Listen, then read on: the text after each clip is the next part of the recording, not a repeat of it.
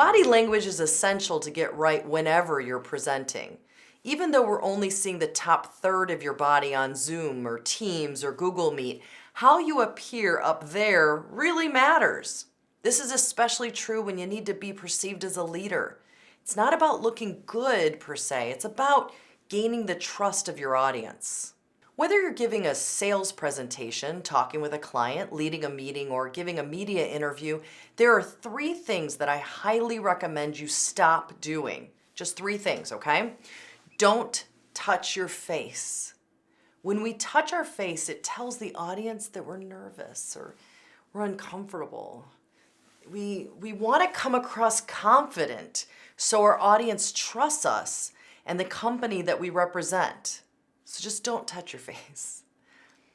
Don't touch your hair. When we fiddle with our hair or we're constantly moving it away from our face, it again makes our audience feel less confident in us.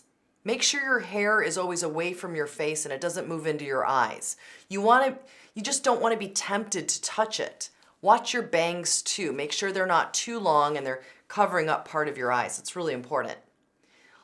You also don't want to look at other monitors.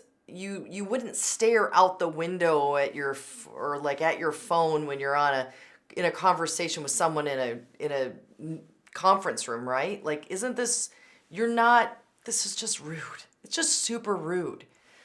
This is why you shouldn't look away from the person that you're meeting on Zoom or Teams or Google Meets or whatever. You don't look away and look at other monitors and have a meeting. Don't look at all those monitors during these meetings. Please just don't. Focus on the people who are there right then and there. You've seen this. You know how rude it feels. You know how rude it is. Be present. Look at the people in the meeting. And I promise, making these small tweaks makes a huge impression on audiences, whether it's an audience of 1 or many.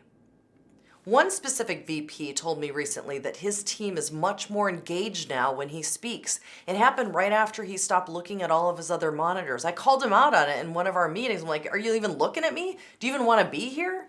He says his team is much more engaged now. He's much more connected with them now. That's all it took. Try it out and let me know if that happens to you.